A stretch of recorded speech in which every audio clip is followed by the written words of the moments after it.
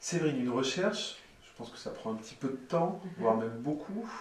Et donc pendant tout ce temps, il faut rester concentré, persévérant, c'est ça? Oui, faut rester motivé, il faut être persévérant et puis confiant.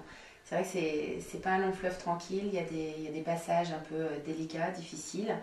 Il y a des très beaux moments quand vous décrochez un rendez-vous, vous êtes très content. Et puis quelquefois, ben, quand finalement vous n'êtes pas retenu, ça peut être très déprimant.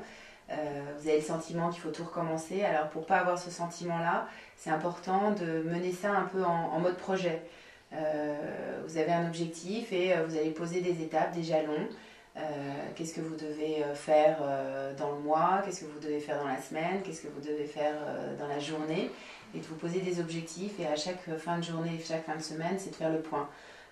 Vous féliciter par rapport à ce que vous avez réussi, sur les choses sur lesquelles il y a eu des petits décalages, c'est de voir qu'est-ce qui vous a manqué, comment vous auriez pu faire les choses différemment. Donc c'est ne pas hésiter aussi à vous remettre en question. Qu'est-ce qui fonctionne bien, qu'est-ce que je fais bien. Quand j'ai des entretiens, c'est de faire des comptes rendus, c'est de faire un débrief tout de suite de l'entretien. C'est de se dire, bon ben là-dessus, c'est vrai, quand on m'a posé cette question, je pense que j'ai pas été très bon, comment je pourrais faire différemment. C'est vraiment à chaque fois, à chaque jalon, c'est de se poser, de faire un bilan et de préparer l'avenir. Donc l'organisation, c'est une chose. Il ne faut pas rester isolé non plus, ça c'est très important. Comme c'est une période qui peut durer, comme vous l'avez dit, ça peut durer 9 mois, ça peut durer un an, ça peut être beaucoup plus court. Mais dans l'optique où ça dure un petit peu, eh bien, il faut que vous ayez le sentiment d'en avoir fait quelque chose de profitable. Au bout, il y aura un poste, au bout, il y aura quelque chose de concret. Mais pendant toute cette période, il faut que ce chemin aussi, cette période-là, soit intéressante pour vous. Vous ayez le sentiment que ça vous a servi. Donc ça peut être un bon moment aussi pour augmenter votre employabilité. De vous améliorer en anglais par exemple, ou de vous former sur quelque chose, ou de vous impliquer dans des associations, des choses comme ça, pour vraiment que vous ayez ce sentiment de vous être enrichi pendant cette période. Que ce ne soit pas que du moment de recherche, de campagne, de rencontrer des gens.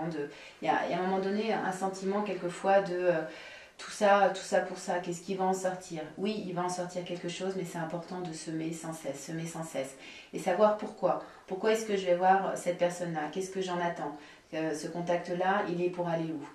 Si vous avez une stratégie qui est bien ciblée, si vous savez comment vous allez atteindre votre cible et si vous savez pourquoi vous allez rencontrer telle personne, là vous aurez ce sentiment que les choses avancent.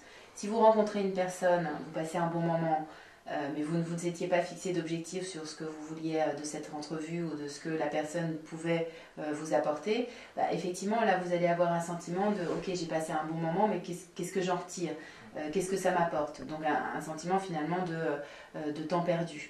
Donc c'est pour ça que c'est important d'avoir à chaque fois des objectifs. Qu'est-ce que vous fixez vous comme objectif quand vous rencontrez une personne? Qu'est-ce que vous en attendez? Pourquoi elle? Pourquoi moi? Qu'est-ce que je peux lui proposer? Qu'est-ce que elle va m'apporter? Est-ce que c'est de l'information sur un secteur? Est-ce que c'est de l'information sur une entreprise?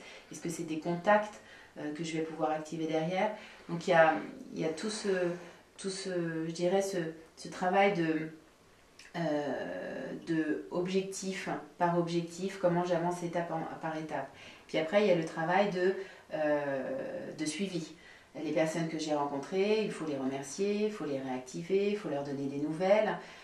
Suite à un entretien, je fais mon suivi, qui je vais contacter par la suite, quand j'ai relancé quelques personnes, j'ai pas eu de nouvelles, quand est-ce que je les relance. Donc ça demande beaucoup d'organisation. Alors il y a des personnes qui n'aiment pas ça, qui ont beaucoup de difficultés à rentrer dans ce côté très organisé, mais c'est nécessaire.